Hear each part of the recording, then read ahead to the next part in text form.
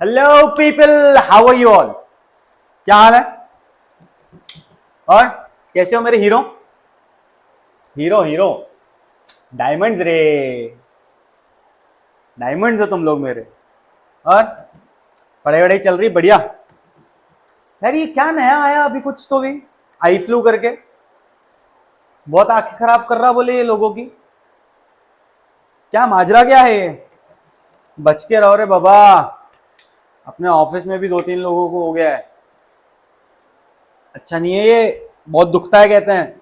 आंखें बचा के रखो, इसीलिए मैं बता रहा हूँ लड़कों, तुम लोग तो स्पेशली समझ लो बेटा, अपनी ना अब नजर झुका के ही चलना अगर पढ़ाई करना है तो।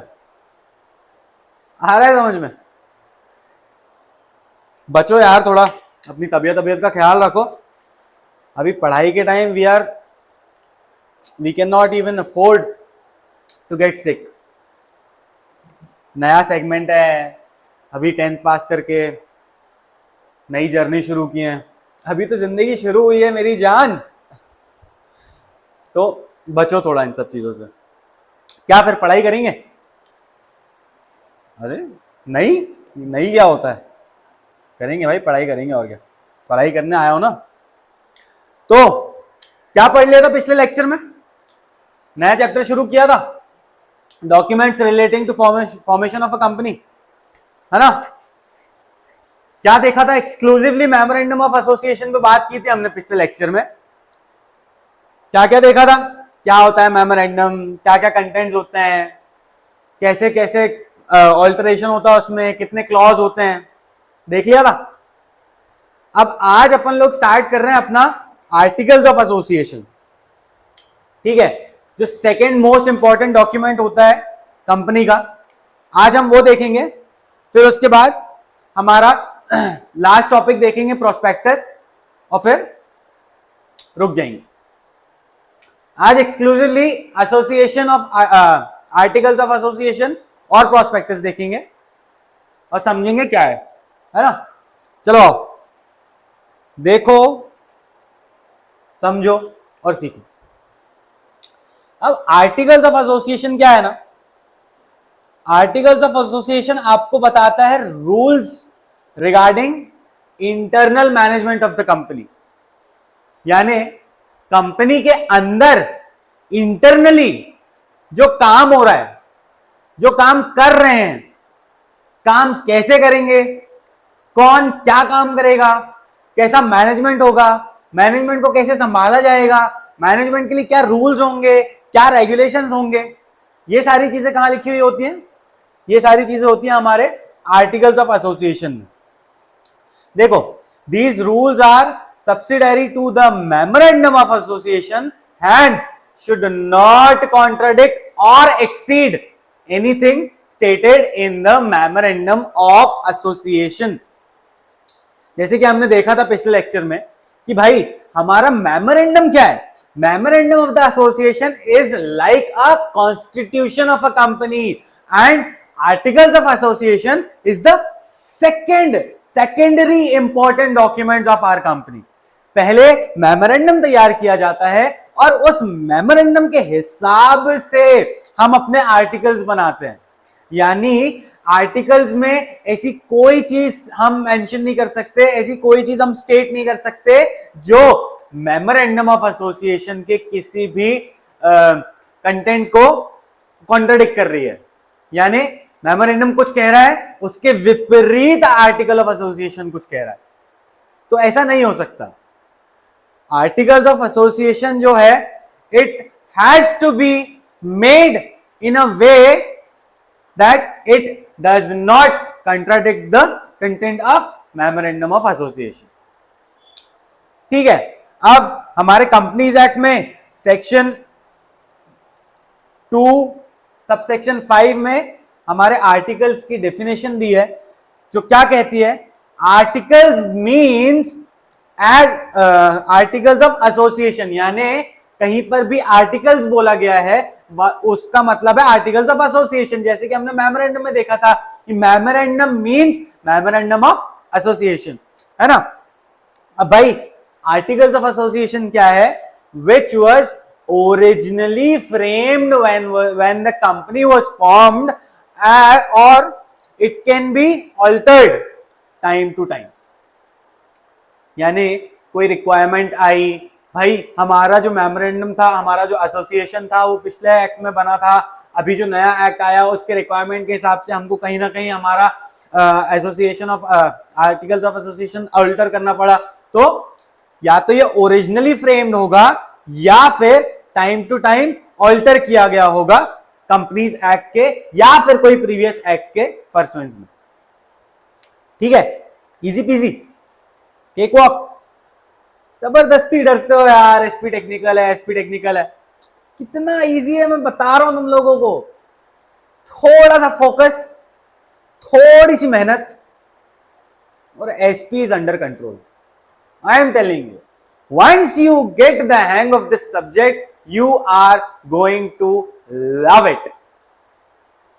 कितने कितने प्यारे तरीके से फ्रेम किया गया है यार इसको. मतलब देखो ना, every time I study this subject, every time I read this, I also need to do my homework as well ना. जब भी मैं आता हूं यहाँ पे तो मैं अपना होमवर्क करके आता हूं तुम लोगों के पास. ये सारे जो नोट्स हैं, These are the notes made by me, by myself only. ये किसी से बनवाए नहीं है मैंने, ये हैंड रिटन नोट्स हैं, ये मेरे बनाए हुए नोट्स हैं, तुम लोगों के लिए हैं जानवरों. तुम मेहनत करो थोड़ी सी और ये डेवलप करो हैबिट.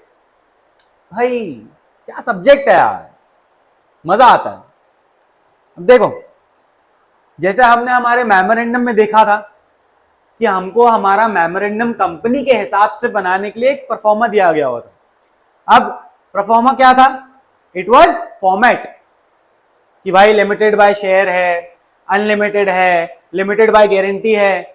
ये जो टाइप्स हैं कंपनी के, हर टाइप के लिए एक अलग अलग परफॉर्मा दिया हुआ था, अलग अलग फॉर्मेट दिया हुआ था कि आपका मेमोरेंडम इस हिसाब से इस फॉर्मेट में बनना चाहिए. बस वैसे ही हमारा आर्टिकल्स के लिए भी सेम चीज दी गई है. टेबल दिया हुआ है F, G, H, I and J. ये सारे क्या हैं? ये सब प्रोफॉर्मा है. ये सब क्या है? ये सब फॉर्मेट्स हैं कि आपको अपना आर्टिकल्स किस फॉर्मेट में बनाना है अकॉर्डिंग टू द कंपनी. भाई जो भी आप कंपनी इनकॉर्पोरेट कर रहे हो या फिर जो भी कंपनी आप बनाने वाले हो, उस हिसाब से आपको अपना फॉर्मेट बनाना है आर्टिकल्स का. देखो एक बार टेबल दिखाऊं, देखा हुआ है हमने ना टेबल, एक बार देख लो. चलो भाई ये हमारा टेबल है. देखो क्या कह रहा है. टेबल एफ जो है वो कंपनी लिमिटेड बाय शेयर्स के लिए है. टेबल जी जो है वो कंपनी लिमिटेड बाय गारंटी है, having share capital. Table H company limited by guarantee है, not having share capital. Company I unlimited company के लिए है विच इज हैविंग कैपिटल. और टेबल जे अनलिमिटेड कंपनी के लिए है which is not having share capital. ठीक है, ये सारे टेबल्स जो है ये फॉर्मेट है बेसिकली, कुछ भी नहीं है, कुछ भी नहीं याद रखना है. These are the tables, these are the formats which the company has to stick with when they are drafting their articles or memorandum of the of association. ठीक है, अब आओ आगे देखते हैं. However, a company is free to make their own articles of association and articles of association as adopted by the company shall apply. Memorandum में क्या था कि मेमोरेंडम में आर्टिकल का हमको एक सारा फॉर्मेट दिया हुआ था कि भाई आपको इस तरीके से हमको स्पेसिफिक कंटेंट्स दिए हुए थे कि हमारे मेमोरेंडम में क्या क्या चीजें होनी चाहिए, हमारे मेमोरेंडम में कौन कौन से क्लॉज होने चाहिए. नेम क्लॉज होना चाहिए, रजिस्टर्ड क्लॉज होना चाहिए, लाइबिलिटी क्लॉज होना चाहिए, कैपिटल क्लॉज होना चाहिए, सब्सक्रिप्शन क्लॉज होना चाहिए. ये सारे क्लॉजेस जो हैं हमको दिए हुए थे. लेकिन हमारे आर्टिकल्स के मामले में company is free to make their own articles. यानी company is free to make their own laws जिनको हम बायलॉज भी कहते हैं। एक वर्ड आएगा आपको आपकी बुक में जिनको बायलॉज कहा जाता है। Bylaws are nothing but rules और laws made by company itself, यानी उनके self governing self made laws जो भी फॉलो होने वाले हैं कंपनी में। ठीक है, इसके बाद देखते हैं कि हमारे आर्टिकल्स में क्या क्या कंटेंट होना चाहिए।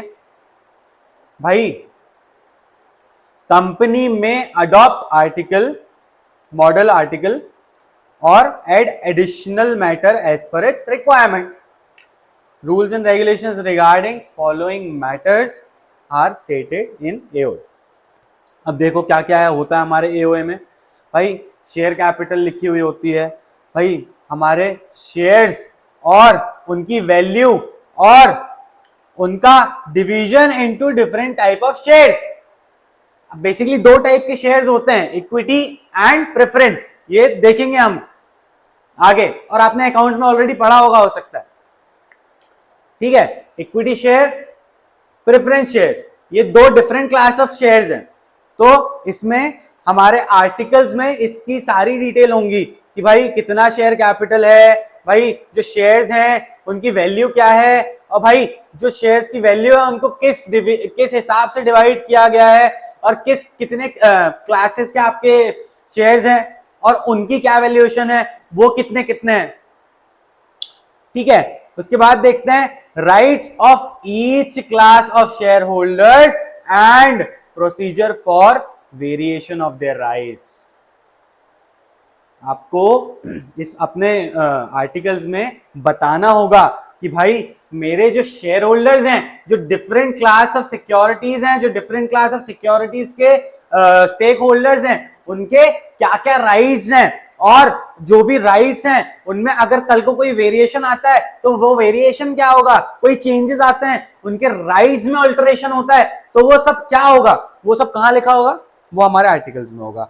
भाई procedure relating to allotment, making of calls and forfeiture of shares, ये सारी चीजें आप अकाउंट्स में डिटेल में पढ़ने वाले हो कि भाई अलॉटमेंट क्या होता है, एप्लीकेशन क्या होती है, भाई कॉल क्या होता है, मेकिंग कॉल, भाई फॉर फीचर क्या होता है। एक ग्लिम्स ले लो कि अलॉटमेंट मतलब जब कंपनी अपने शेयर होल्डर्स को, यानी जिन्होंने एप्लीकेशन दी है, जिन्होंने शेयर्स के लिए अप्लाई किया है, उनको शेयर्स अलॉट कर देती है, यानी उनको शेयर्स हैंड ओवर कर देती है कि भाई हाँ आपका पैसा हमें रिसीव हो गया है, अब आप ये शेयर्स ले लो। ठीक है, फिर उसके बाद मेकिंग कॉल्स, यानी जब कंपनी शेयर्स दे देती है तो कंपनी पूरा पैसा एक साथ नहीं लेती है, कंपनी थोड़ा थोड़ा पैसा लेती है। एप्लीकेशन मनी लेगी, फिर अलॉटमेंट मनी लेगी, फिर फर्स्ट कॉल लेगी, फिर सेकंड कॉल लेगी, फिर फाइनल कॉल लेगी। इस तरीके से हमारा जो स्ट्रक्चर होता है वो चलता है कंपनी का। तो जो कॉल हम करेंगे पैसा, उसका क्या प्रोसीजर होगा, उसका क्या स्टैंडर्ड होगा, वो सब यहाँ पे लिखा होगा। कहाँ लिखा होगा, आर्टिकल्स में लिखा होगा। उसके बाद भाई फॉर फीचर ऑफ शेयर वगैरह क्या है। मान लो मैंने एक कंपनी के शेयर खरीदे जिसने मुझसे एप्लीकेशन में 2 रुपए मांगे, शेयर का वैल्यू था 5 रुपए का, अलॉटमेंट के टाइम 1 रुपया मांगा, ठीक है, फिर फर्स्ट कॉल के टाइम 1 रुपया मांगा। अब मैंने एप्लीकेशन तो दे दिया, अलॉटमेंट भी दे दिया, जब उन्होंने फर्स्ट कॉल मांगा, फर्स्ट कॉल का पैसा, तो मैं पैसा नहीं दे पाया। फिर उन्होंने मेरे को नोटिस दिया, फिर उन्होंने मुझसे सेकंड कॉल का पैसा मांगा, लेकिन मैं फर्स्ट कॉल भी नहीं दे पाया, सेकंड कॉल भी नहीं दे पाया। ऐसे टाइम पे कंपनी के पास राइट होता है कि भाई जो शेयर होल्डर पैसा नहीं दे रहा है ना, उसके शेयर्स फॉरफीट कर लो, यानी जब्त कर लो। अब क्या हुआ, मेरे एप्लीकेशन के और अलॉटमेंट के पैसे तो गए ही गए, और मेरे पास जो शेयर्स थे वो भी गए। कंपनी ने क्या कर लिया, कंपनी ने शेयर्स को फॉरफीट कर लिया, कंपनी ने शेयर्स को जब्त कर लिया। तो ये होता है फॉरफीचर ऑफ शेयर।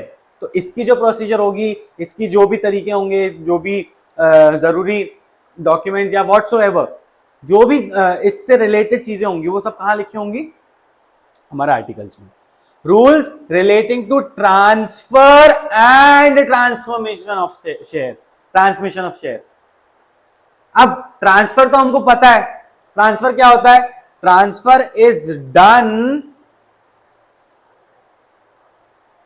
एक second, where are you? Yes, transfer क्या है? Transfer is done voluntarily. भाई मैंने अपनी मर्जी से अपने शेयर्स दिए हैं, लेकिन वहीं पे ट्रांसमिशन कब होता है?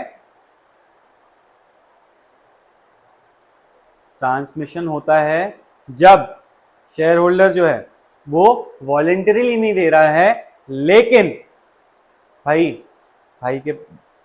भाई पागल हो गया है, इंसेन हो गया है, या फिर इंसॉल्वेंट हो गया है,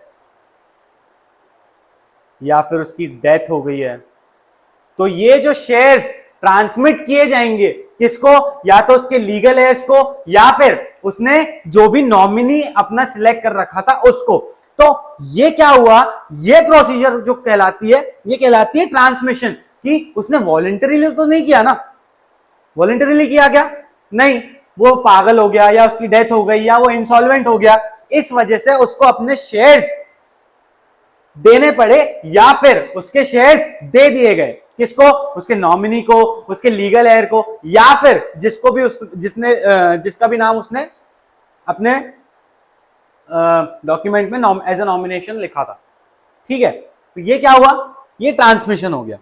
तो ध्यान रखना कि ट्रांसफर जो होता है वो वॉलंटरीली होता है, और ट्रांसमिशन जो होता है वो वॉलंटरीली नहीं होता है।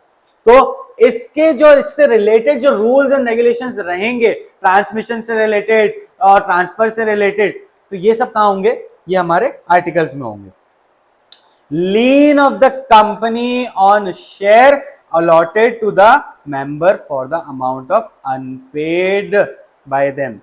यार लीन ऑफ द कंपनी यानी क्या करेगी कंपनी? के पास ना राइट होता है टू होल्ड द सिक्योरिटी, कि भाई मैंने आपको अभी तक शेयर्स का पूरा राइट नहीं दिया है, आपका जो अमाउंट है ना वो अभी भी थोड़ा सा अनपेड है, तो जब तक आप आपके शेयर का पूरा अमाउंट नहीं दे देंगे, तब तक आपके जो शेयर हैं एज ए सिक्योरिटी मेरे पास रहेंगे। यानी कि मैं आपको कस्टडी नहीं दे रही हूं।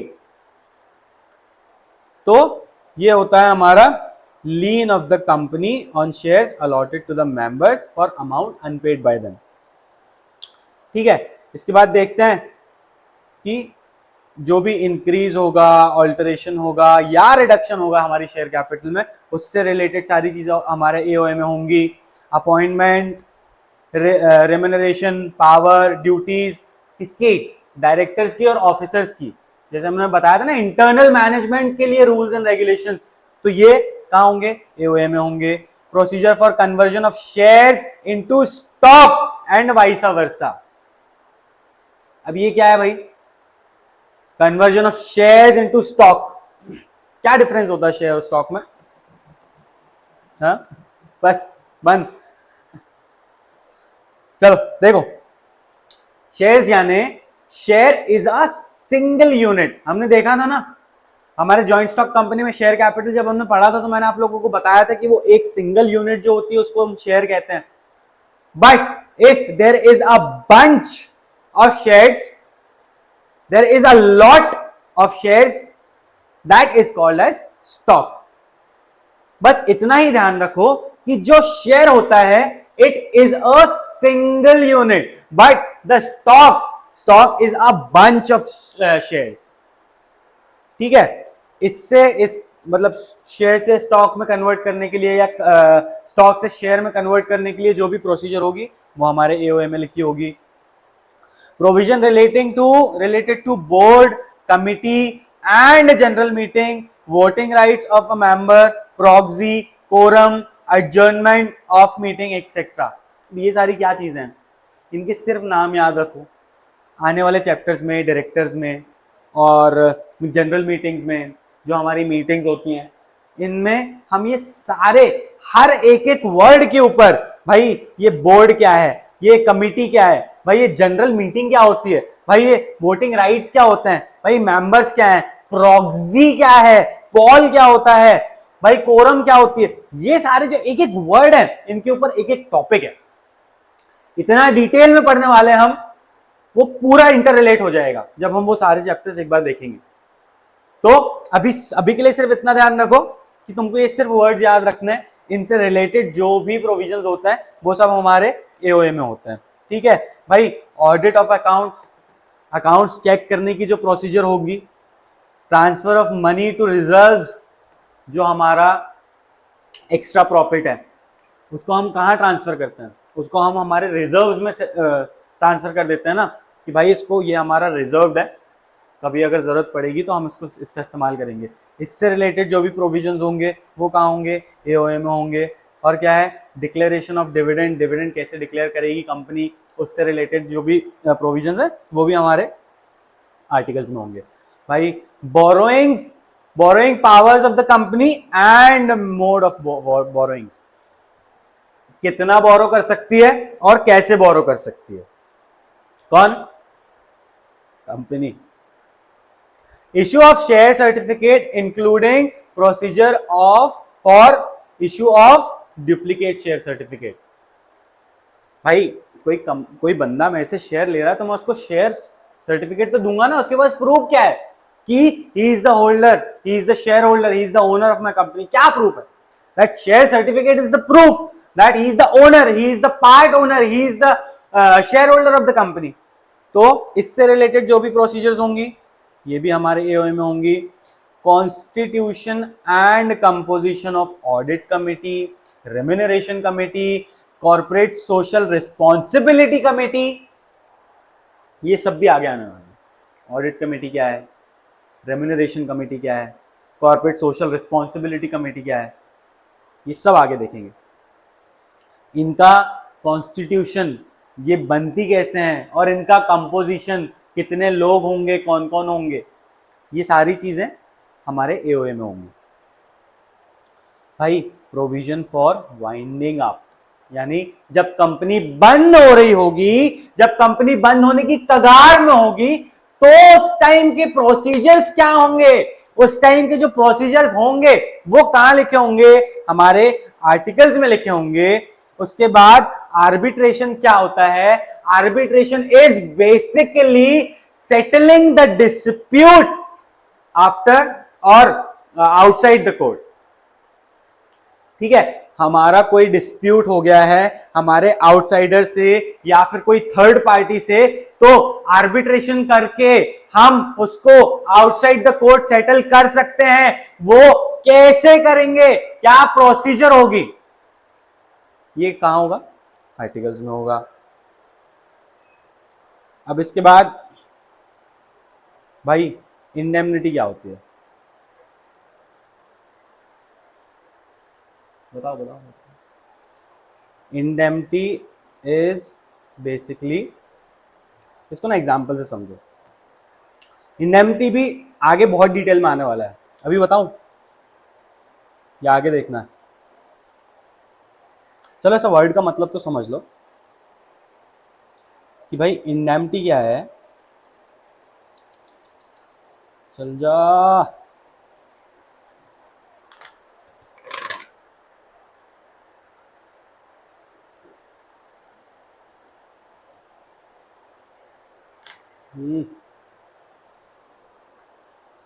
just a second, let me get the charger.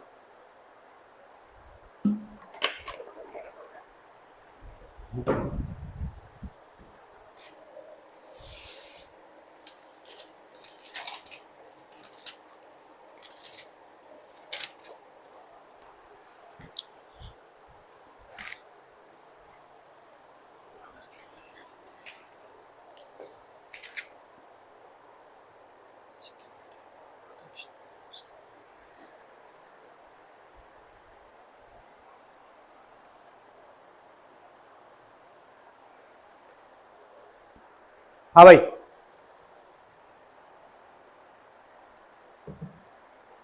अरे यार वो बॉटल भूल गया हूँ। चलो क्या है, क्या देख रहे थे, इंडेमनिटी। अब इंडेमनिटी क्या है, it is basically a security या फिर सिक्योरिटी और प्रोटेक्शन अगेंस्ट द लॉस। यानी कल को अगर मेरा कोई नुकसान होने वाला है तो उसके लिए मैं सिक्योरिटी क्रिएट करूंगा, उसके लिए मैं प्रोटेक्शन करूंगा कि भाई मैं बचाऊंगा कि लॉस ना हो। तो इससे रिलेटेड जो भी प्रोविजन होंगे वो कहाँ होंगे? आर्टिकल्स में होंगे। अब देखते हैं कि articles of association of a private company must contain 3 restrictions. हमने देखा था, देखो आर्टिकल्स ऑफ एसोसिएशन में प्राइवेट कंपनी के केस में ये लिखना जरूरी है कि आपके जो मैक्सिमम मेंबर्स होंगे वो 200 होंगे।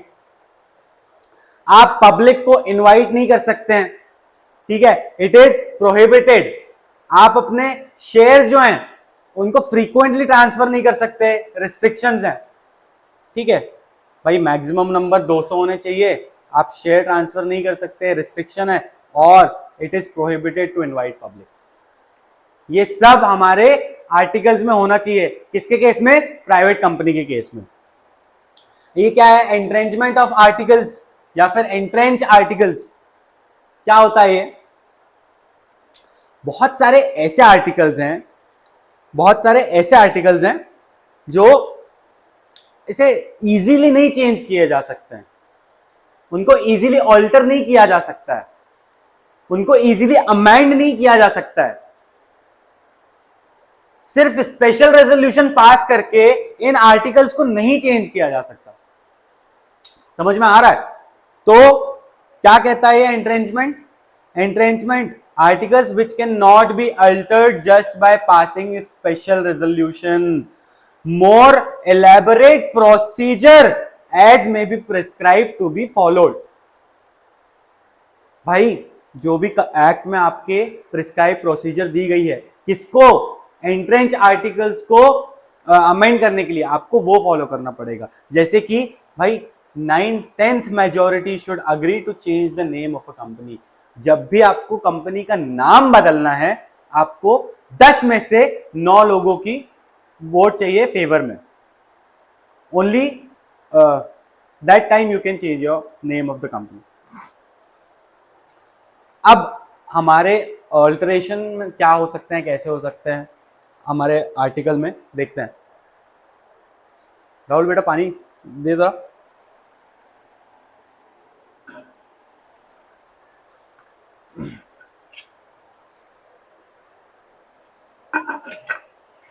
हाँ भाई,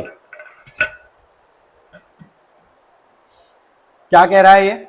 articles can be altered bye passing special resolution in general meeting, ठीक है।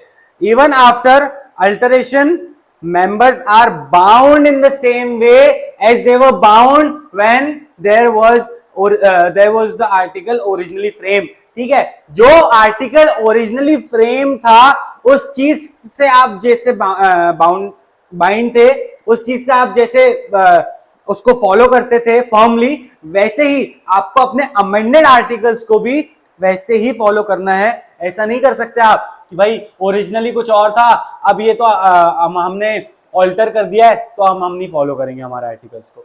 This can not be done, ठीक है। Company altars it's AOA in following veg. अगर कोई नया सेट ऑफ आर्टिकल अडॉप्ट करना है, ठीक है, या फिर डिलीट कर दिया कोई आर्टिकल, ठीक है भाई, हमने हमारे आर्टिकल में कुछ एडिशन किया है या इंसर्शन किया है, कुछ ऐड किया है या कुछ नया डाला है ना, या फिर हमारा सब्स्टिट्यूशन ऑफ एन आर्टिकल, भाई आर्टिकल ही सब्स्टिट्यूट कर दिया, कोई और आर्टिकल उठा के रख लिया, या फिर अमेंडमेंट ऑफ एन आर्टिकल, कोई चीज है आर्टिकल की जिसको हटा ही दिया हमने, रिपील कर दिया, अलग कर दिया उसको हमारे आर्टिकल से, ठीक है। This is how the article of association get altered.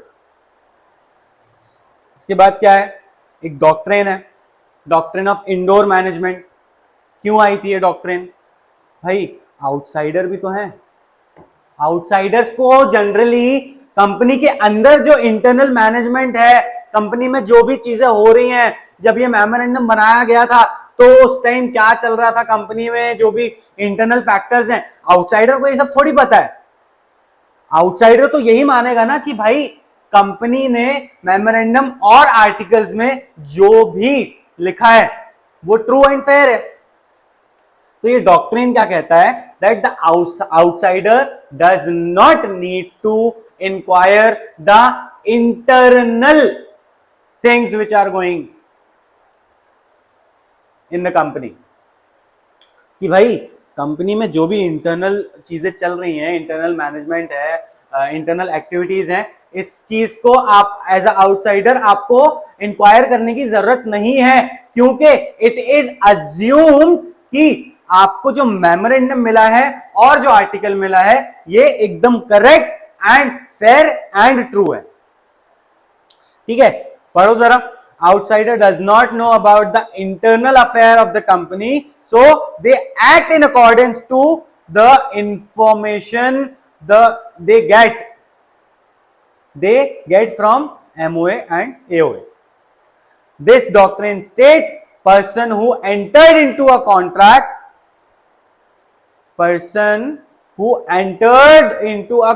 with company need not to inquire whether the company of its officers properly followed the procedure stated in article. Whether उस कंपनी के जो officers हैं उन्होंने properly जो memorandum में और articles में जो भी चीजें लिखी हैं वो प्रॉपरली फॉलो किए हैं नहीं, ये जरूरी नहीं है आपके एज आउटसाइडर आपको इंक्वायरी करने की। ठीक है,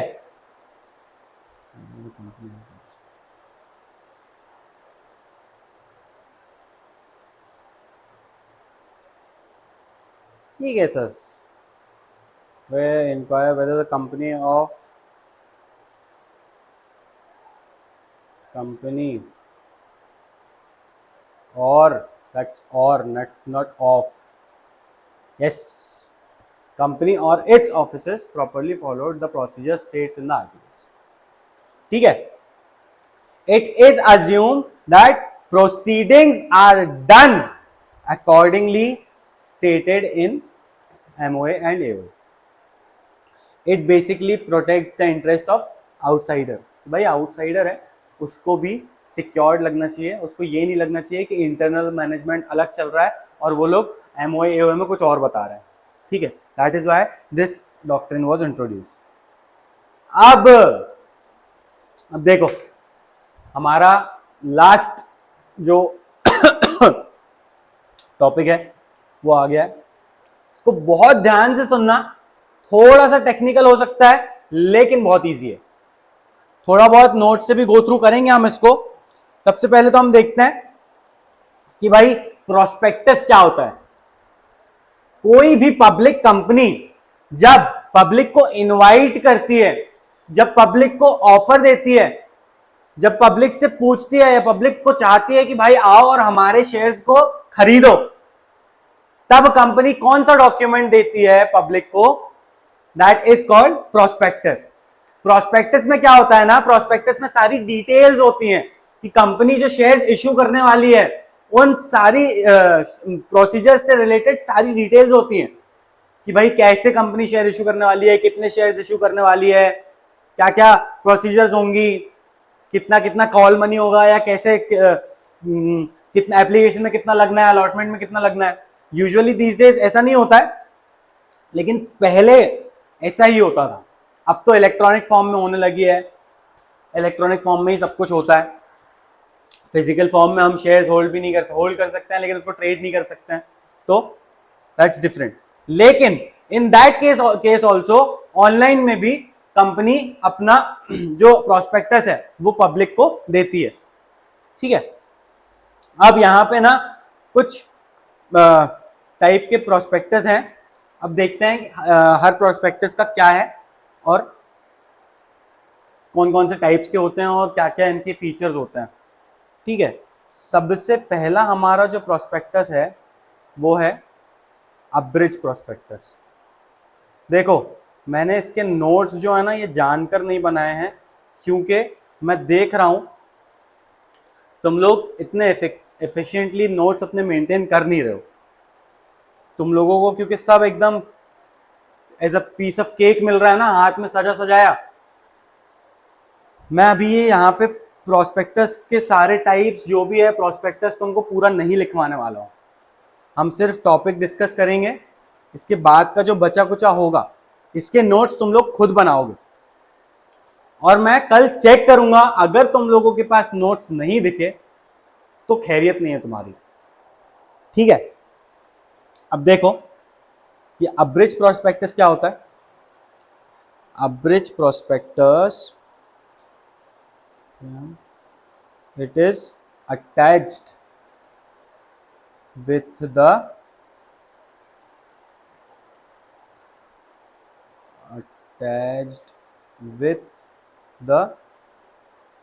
application।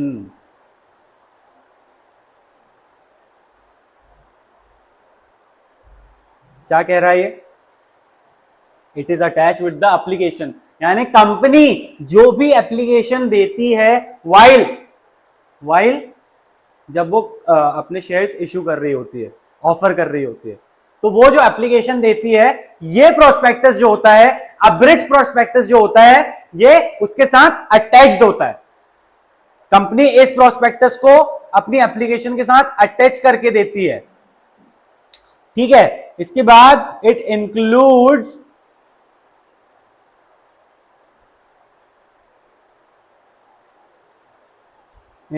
द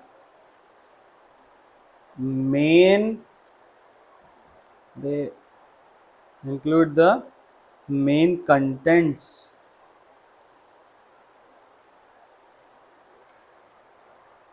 यार, एक तो ये पेन ना, contents of a prospectus। भाई जो हमारा मेन प्रोस्पेक्टस होता है उसके कंटेंट्स होते हैं इस प्रोस्पेक्टस में हमारे, ठीक है। लेकिन कैसे होते हैं? ब्रीफ में होते हैं, एकदम डिटेल्स नहीं होती है। हमारा जो मेन प्रोस्पेक्टस है, जो हमारा मेन प्रोस्पेक्टस होने वाला है, उसके जो कंटेंट्स होते हैं, उसके कुछ कंटेंट्स हमारे इस प्रोस्पेक्टस में होते हैं, हमारे अब्रिज प्रोस्पेक्टस में होते हैं, लेकिन वो कैसे होते हैं? वो ब्रीफ में होते हैं, ठीक है। इसके बाद क्या है भाई? आपने issue only in the case of public offer, यानी ये इशू कब किया जाता है? ये इशू सिर्फ तब किया जाता है जब आपने पब्लिक ऑफर दिया है, ठीक है। उसके बाद हम देखते हैं हमारा सेकंड क्या है। हमारा सेकंड प्रोस्पेक्टस है शेल्फ प्रोस्पेक्टस, ठीक है। अब ये क्या कहता है? देखो, समझो और सीखो। हमारा ये प्रोस्पेक्टस क्या कहता है कि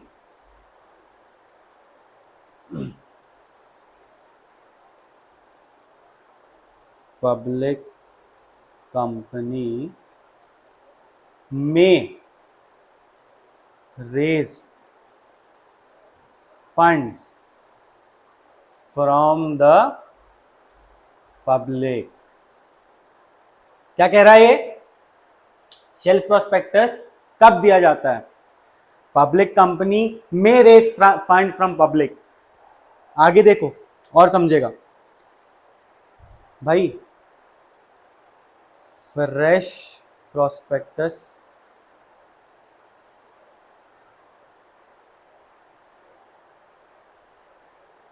is to be issued।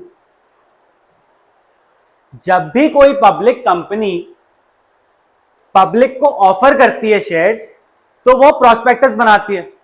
लेकिन मान लो एक कंपनी है जिसने मार्च में अपना पब्लिक ऑफर दिया, पब्लिक को ऑफर दिया कि भाई आओ हमारे शेयर सब्सक्राइब करो, क्योंकि उसको कैपिटल चाहिए थी। वहीं पे उसको थोड़े टाइम बाद, मान लो जुलाई में, फिर से ऐसा लगा कि यार we need more capital and we want to raise some more money, तो उसने फिर से प्रोस्पेक्टस बनाया, फिर से सारी प्रोसीजर्स पूरी की। See prospectus is very main and essential documents while you are offering shares to the public. आपको वो बनाना ही होता है और वो बहुत लेंदी होता है और वो बहुत टाइम कंज्यूमिंग होता है और मैंडेटरी है, बनाना ही पड़ेगा। तो every time you offer your shares to the public you have to make the prospectus. बस इसी लिमिटेशन को हटाने के लिए दिस प्रोस्पेक्टस इज इंट्रोड्यूस कि यार 1 साल तक जितने भी पब्लिक ऑफरिंग कर रहे हो कर लो एक बार सेल्फ प्रोस्पेक्टस इशू करके। यानी एक बार सेल्फ प्रोस्पेक्टस इशू कर दिया, फिर आपको 1 साल के अंदर आप कितने बार भी पब्लिक ऑफरिंग कर रहे हो उसमें आपको प्रोस्पेक्टस बना के नहीं देना पड़ेगा। तो देखो क्या है, क्या कह रहा है, process of preparing and registering prospectus is very time consuming.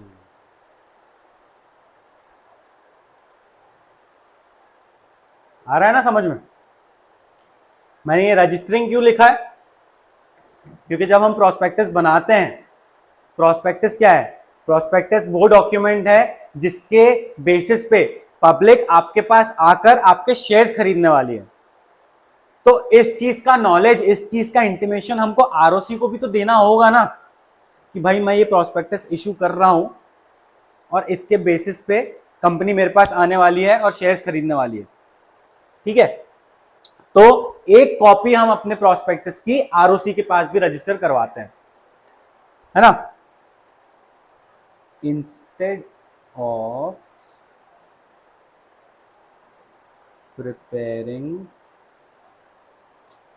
fresh prospectus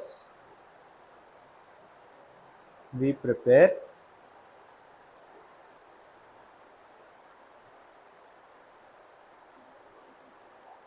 shelf prospectus। लिख लो बेटा, लिख लो, अभी तो लिख लो, कल देखता हूं मैं तुम लोगों को।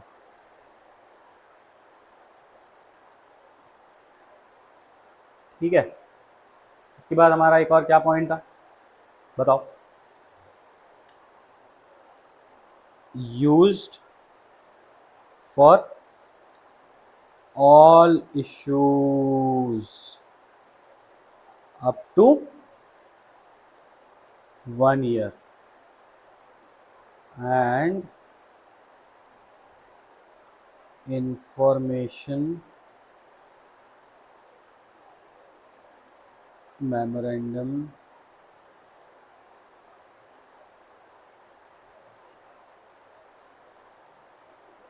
is to be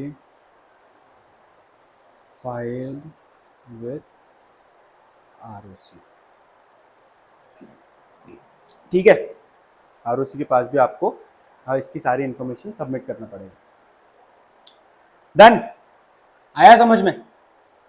क्या होता है shelf prospectus?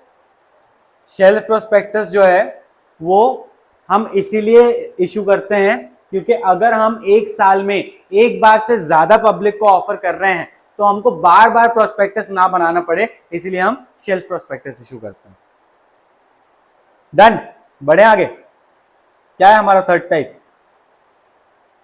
Third type of prospectus जो है हमारा वो है रेड हेरिंग प्रोस्पेक्टस। अब ये रेड हेरिंग प्रोस्पेक्टस क्या होता है समझो। Red herring prospectus is an incomplete prospectus. अब आप बोलोगे कि सर क्या बातें कर रहे हो, कुछ भी। अरे सच में, मजाक थोड़ी कर रहा हूं। तो फिर देती क्यों है फिर कंपनी जब इनकम्प्लीट है? तो इनकम्प्लीट क्यों है? इनकम्प्लीट इसीलिए है क्योंकि इसमें जो क्या है, क्वांटिटी होती है, क्वांटिटी ऑफ शेयर्स, और जो प्राइस होता है, प्राइस ऑफ शेयर, ये दोनों चीजें नहीं होती। इसीलिए इस प्रोस्पेक्टस को क्या कहा जाता है? इनकम्प्लीट प्रोस्पेक्टस कहा जाता है। रेड हेरिंग प्रोस्पेक्टस में आपको आपकी सिक्योरिटीज जो कंपनी इश्यू करने वाली है उसकी क्वांटिटी और शेयर का प्राइस नहीं दिया होता है, ठीक है? That is why it is called red herring prospectus और इनकम्प्लीट प्रोस्पेक्टस। भाई आपको ना फाइल और red herring prospectus with ROC at least 3 days prior, यानी आपकी पब्लिक ऑफरिंग के 3 दिन पहले और इस प्रोस्पेक्टस को पब्लिक में इश्यू करने के 3 दिन पहले आपको ये ROC के पास रजिस्टर करवाना पड़ता है। समझ ला? डन। बढ़े आगे। अब इसके बाद क्या है हमारा? The second last thing is letter of offer. Letter of offer. अब लेटर ऑफ ऑफर क्या है? लेटर ऑफ ऑफर समझो कि जब भी फर्दर इशू किया जाता है, अब सर फर्दर इशू क्या है यार? बता रहा हूं, सबर। Further issue of shares by making a right issue. Rights issue, what is this rights issue guys? क्या होता है राइट्स इशू? कहीं तो सुना होगा यार तुम लोगों ने, कैसा कर रहे हो? नहीं सुना? सुना है ना यार। देखो राइट्स इशू क्या होता है ना, कंपनी क्या करती है, कंपनी को अपना कैपिटल रेज करना है, कंपनी को चाहिए कि यार हमको थोड़ा और पैसा लग रहा है, तो वो क्या करती है, instead of offering its share to public, they rather offer it to their existing share holders, कि भाई हम पब्लिक से तो पैसा लेंगे, क्या मतलब तुम्हारी जबरदस्ती शेयर होल्डिंग कम होगी कंपनी में, तो एक काम करो हमको तुम ही पैसा दे दो और अपनी शेयर होल्डिंग और बढ़ा लो, अपना कंट्रोल और बढ़ा लो कंपनी में, क्योंकि कंपनी का भी भला हो जाएगा और तुम्हारा भी भला हो जाएगा कि तुम्हारी शेयर होल्डिंग बढ़ जाएगी और कंपनी को कैपिटल मिल जाएगी। तो हम पब्लिक को ना देके राइट्स इश्यू कर देते हैं, जो भी एग्जिस्टिंग शेयर होल्डर्स हैं हम उनको ऑफर दे देते हैं कि भाई हमारा राइट्स इश्यू हो रहा है, हमको कैपिटल की जरूरत है, तो हम तुमको शेयर्स ऑफर कर रहे हैं, please accept these shares and help us raise the capital. ठीक है, अब यहां पे क्या समझे हमने? Offering shares directly to its existing share holders, है ना? इसके बाद इस केस पे क्या होता है, जब कंपनी अपने ही शेयर होल्डर्स को शेयर्स ऑफर करती है, नए शेयर्स ऑफर करती है, फर्दर शेयर्स ऑफर करती है, तो इसको हम राइट्स इशू कहते हैं। और इस टाइम पे हम क्या करते हैं, कंपनी इश्यूज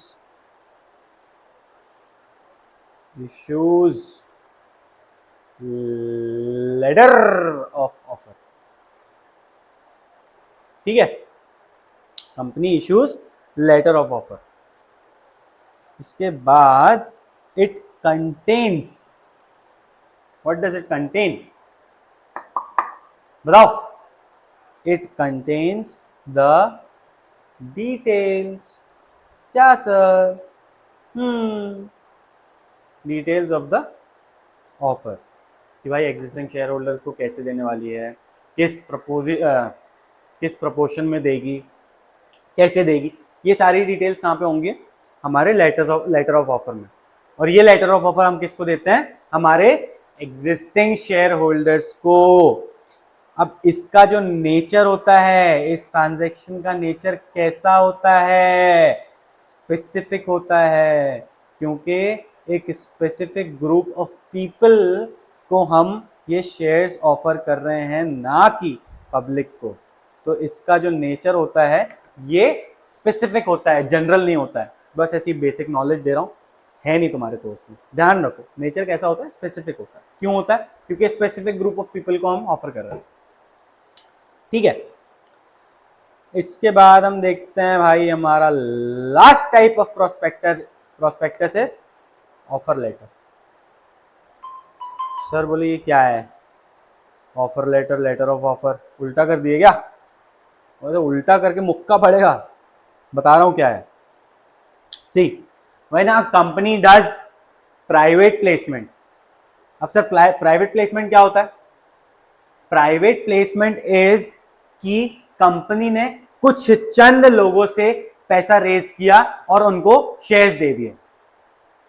उन्होंने ना जनरल पब्लिक को ऑफर किया, ना अपने शेयर होल्डर्स को। शेयर होल्डर्स भी हो सकते हैं, हाँ, कुछ शेयर होल्डर्स जिनको इन्होंने ऑफर किया है, ठीक है। लेकिन प्राइवेट प्लेसमेंट में क्या होता है, प्राइवेट प्लेसमेंट में यूजुअली हम शेयर होल्डर्स को नहीं देते हैं, क्योंकि ये क्या होगा, ये दूसरे शेयर होल्डर्स के साथ इनजस्टिस होगा कि भाई आपने उनको ऑफर किया, शेयर होल्डर्स को ऑफर किया, स्पेसिफिक कुछ शेयर होल्डर्स को ऑफर किया और दूसरे शेयर होल्डर्स को नहीं ऑफर किया।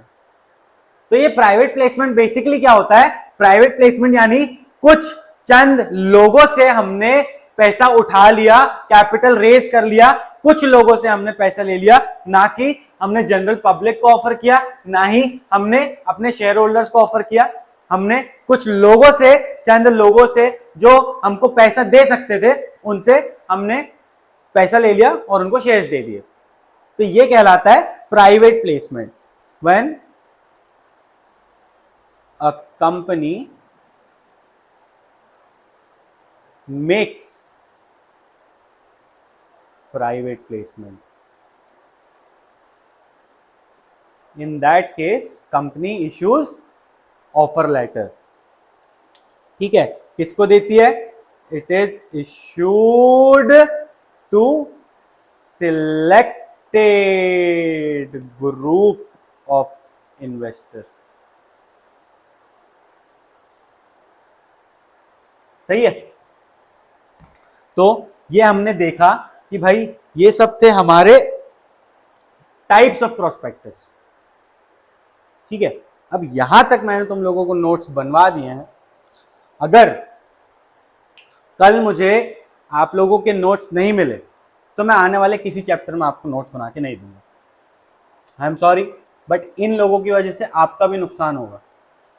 तो बी रेडी, सोच लो इसके आगे का क्या है। Let's go through the notes. क्या क्या देखा हमने,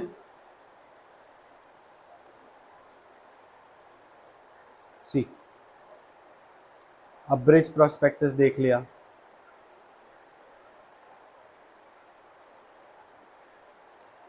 शेल्फ प्रोस्पेक्टस देख लिया, अब्रिज देख लिया, शेल्फ देख लिया, और क्या क्या देखा बताओ। रेड हेरिंग देख लिया भाई, लेटर ऑफ ऑफर देख लिया, ऑफर लेटर देख लिया क्या होता है। अब देखते हैं कि भैया हमारे कंटेंट क्या होता है, हमारे प्रोस्पेक्टस में क्या क्या होता है, क्या लिखा हुआ होता है, ठीक है। As per companies act, prospectus must contain information such as the name of the issuing company, यानी कंपनी जो इशू कर रही है उसका नाम होना चाहिए प्रोस्पेक्टस में भाई, फुल रजिस्टर्ड ऑफिस होना चाहिए, ठीक है, फोन नंबर होना चाहिए, ईमेल एड्रेस होना चाहिए, नेचर होना चाहिए, कौन से नेचर की, प्राइवेट है पब्लिक है, ठीक है, सॉरी लिमिटेड बाय गारंटी है, लिमिटेड बाय शेयर्स है, लिमिटेड बाय अनलिमिटेड है, ठीक है, अनलिमिटेड शेयर्स है, तो ये नेचर होना चाहिए उसका, नंबर्स होने चाहिए and price of the security होना चाहिए, ठीक है, डिटेल्स होना चाहिए। अब लीड मर्चेंट बैंकर की, अब ये लीड मर्चेंट बैंकर क्या होता है? लीड मर्चेंट बैंकर जो है वो बंदा है या फाइनेंशियल इंस्टीट्यूशन है जो आपको गाइड करता है through all these procedures, through all these process, कि भाई आपको कैसे कैसे इशू करना है, ठीक है। लीड मर्चेंट बैंकर की डिटेल्स होनी चाहिए। रजिस्ट्रार टू एन इशू, अभी रजिस्ट्रार टू एन इशू क्या होता है? रजिस्ट्रार टू एन इशू जो होता है ये भी एक इंस्टीट्यूशन होता है, इनका बंदा होता है जो हमारे मेंबर्स हैं उनकी डिटेल्स रखेगा, जो हमारी कंपनी के एप्लीकेशन फॉर्म्स आए हैं उनकी डिटेल रखेगा, जो भैया पैसे का लेन देन होगा इसमें जो पैसा आएगा, जो रिकॉर्ड्स बनेंगे इन्वेस्टर्स के, वो सब मेंटेन कौन करेगा? ये सारी चीजें मेंटेन करेगा हमारा रजिस्ट्रार टू एन इशू, जिसको हम आरटीए भी कहते हैं, ठीक है। फिर क्या है भाई? आपके नेम ऑफ क्लोजिंग इश्यूज भी होने चाहिए। It must also have reports on financial information.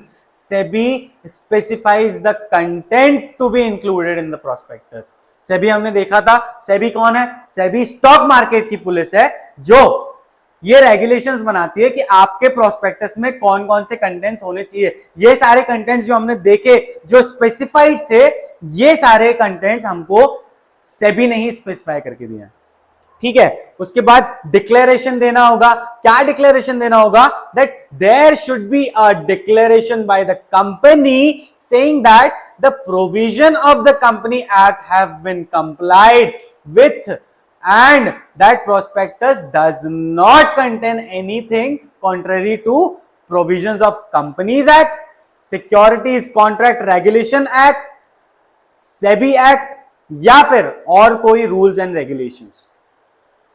भाई जो भी डॉक्यूमेंट आप बना रहे हो उसका डिक्लेरेशन देना जरूरी है कि ये इसमें जो भी कंटेंट है इट डज नॉट कॉन्ट्राडिक्ट और it is not contrary to the companies act या फिर हमारा सिक्योरिटीज कॉन्ट्रैक्ट रेगुलेशन एक्ट या फिर सेबी एक्ट या फिर और जो दूसरे एक्ट्स हैं, इनमें से किसी को भी कॉन्ट्राडिक्ट या इनके किसी भी कॉन्ट्ररी नहीं जाता है हमने जो भी कंटेंट लिखा है वो।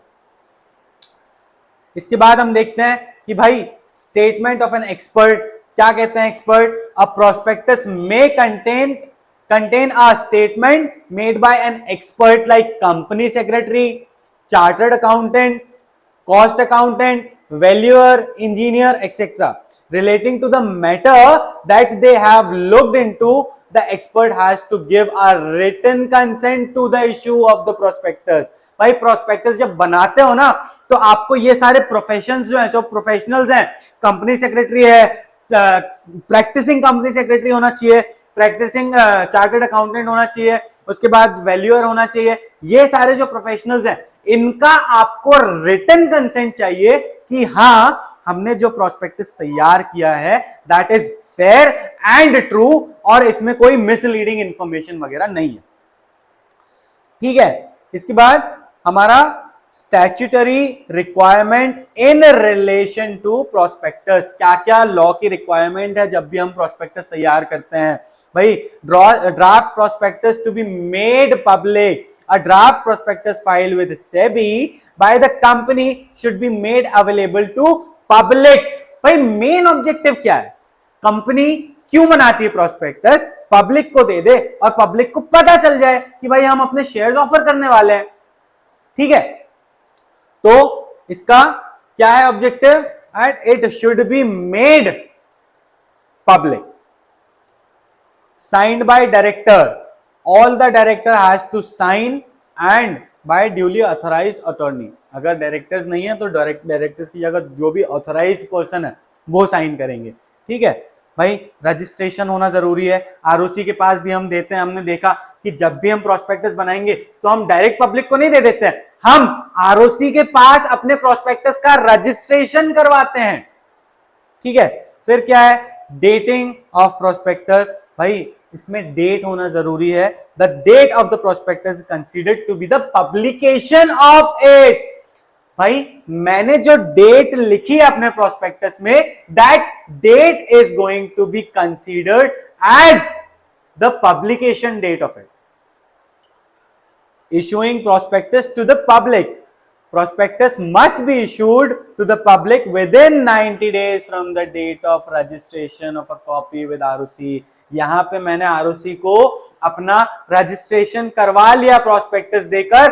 अब इस दिन से लेके मेरे पास 90 दिन का टाइम है कि भाई इन 90 दिनों में मुझे ये प्रोस्पेक्टस पब्लिक को देना है, पब्लिक में इश्यू करना है. ठीक है. अब पेनल्टी देखते हैं. अगर हमारे प्रोस्पेक्टस में कोई गलती होती है या हम कोई मिसलीडिंग इंफॉर्मेशन प्रोस्पेक्टस में देते हैं तो उसकी पेनल्टी क्या होगी? The company shall be liable to pay fine between 50,000 to 3 lakhs and every person who has knowingly, यानी प्रोस्पेक्टस को तैयार करते वक्त जो लोगों को पता था इस मिसकंडक्ट या मिसलीडिंग इंफॉर्मेशन के बारे में और वो फिर भी इन्वॉल्व थे, they are going to be punishable with imprisonment for 3 years और विथ फाइन ऑफ 50,000 और 3 years या फिर बोथ. भाई अगर किसी डायरेक्टर, मैनेजर या फिर प्रोफेशनल को पता था कि प्रोस्पेक्टस में मिसलीडिंग इंफॉर्मेशन है और फिर भी उसने उस चीज को नहीं रोका और उसको पब्लिक किया और हमको बाद में पता चला कि प्रोस्पेक्टस में जो इंफॉर्मेशन दी गई थी वो मिसलीडिंग थी और जो इसके बनाने वाले थे, जो इसका मैनेजमेंट था, जो इसमें इन्वॉल्व थे, उनको ये चीज पता थी, तो उनके ऊपर भी पेनल्टी आएगी. कितनी पेनल्टी आएगी भाई? 50,000 से 3 लाख तक की पेनल्टी आएगी और इम्प्रिजनमेंट भी हो सकती है, 3 साल के लिए जेल हो सकती है या फिर दोनों हो सकती हैं. 3 साल के लिए जेल भी होगी और 50,000 से 3 लाख तक की पेनल्टी भी आ सकती है. ठीक है भाई. मिस स्टेटमेंट इन प्रोस्पेक्टस क्या कह रहा है? As the investor make their decision to invest based on the information given in the prospectus, care should be taken to ensure all information is accurate and no material fact is omitted. यानी ऐसा कोई भी material fact, ऐसी कोई भी important information आपने neglect नहीं की है. आपको अपने प्रोस्पेक्टस में you will have to mention each and every detail of this offering, क्योंकि जो पब्लिक आने वाली है वो पब्लिक आपका इनविटेशन देख के, आपका प्रोस्पेक्टस देख के आने वाली है. तो it should be true, correct and fair. इसमें कोई भी किसी भी प्रकार की नेग्लिजेंस या फिर किसी भी प्रकार की लापरवाही कंसीडर नहीं की जाएगी. अगर आपसे गलती से भी प्रोस्पेक्टस में कोई गलती हुई है तो उसको आपका नेग्लिजेंस माना जाएगा और तब भी आपके ऊपर पेनल्टी आएगी. ठीक है. An untrue statement of misleading statement means the statement is misleading in form of content, in form और कंटेंट, या फिर where any inclusion of statement और its omission is likely to mislead the reader. आपने कोई ऐसी चीज लिख दी, आपने कोई ऐसी चीज मेंशन कर दी या आपने कोई ऐसा कोई स्टेटमेंट लिख दिया जो आपकी नेग्लिजेंस थी और जिसकी वजह से जो रीडर है वो मिसलीड हो गया. ठीक है. If an investor has bought shares of a company based on a prospectus which had misleading information or suppressed material information, then he can take action against company. बाद में इन्वेस्टर को पता चला कि भाई प्रोस्पेक्टस में आपने ये लिखा था लेकिन it is not going to happen, it is not acting accordingly. जिस हिसाब से आपने लिखा था, जो आपने लिखा था वैसा तो परफॉर्मेंस हो ही नहीं रहा. या फिर जो आपने ऑब्जेक्टिव लिखा था, फॉर इंस्टेंस आप उस ऑब्जेक्टिव के लिए तो पैसा इस्तेमाल ही नहीं कर रहे हैं, तो कंप्लेन कर सकता है उसके लिए, उसके अगेंस्ट वो कंपनी के ऊपर केस फाइल कर सकता है इन्वेस्टर. ठीक है. If there is any untrue or misstatement in the prospectus, the company and person responsible for issuing such prospectus will have to face following liabilities. क्या क्या लाइबिलिटीज आ सकती हैं कंपनी के ऊपर या फिर कंपनी के मेंबर्स के ऊपर? भाई सिविल लाइबिलिटी आ सकती है, आपको कंपनसेशन देना पड़ेगा किसका? जो भी उसने लॉस सफर किया है, किसने? इन्वेस्टर ने। तो ये क्या कहलाएगी? ये सिविल लाइबिलिटी कहलाएगी। लेकिन साथ ही साथ आपका ये एक्ट क्रिमिनल लाइबिलिटी के अंदर भी फॉल कर सकता है। क्रिमिनल लाइबिलिटी क्या होती है कि कंपनी और it's officer will be find और इम्प्रिजनमेंट और बोथ। कोई क्रिमिनल लाइबिलिटी बैठी है, उसकी वजह से आपको फाइन आया है या फिर इम्प्रिजनमेंट आई है या फिर फाइन के साथ इम्प्रिजनमेंट आई है। ठीक है, तो this was our prospectus. We saw articles of association. Start हमने मेमोरेंडम ऑफ एसोसिएशन से किया था, खत्म हम कर रहे हैं प्रोस्पेक्टस पे। Here with prospectus we end our chapter number 4, documents related to the formation of a company. हमने देख लिया कंपनी क्या थी, कंपनी कैसे बनी, कंपनी को बनाने के लिए क्या क्या डॉक्यूमेंट्स लगे। अब आने वाले चैप्टर में हम देखेंगे कि कंपनी के मेंबर्स कौन होते हैं और समझेंगे मेंबर्स के बारे में। सो नेक्स्ट लेक्चर में मिलते हैं। Till then, peace out, love you all, bye.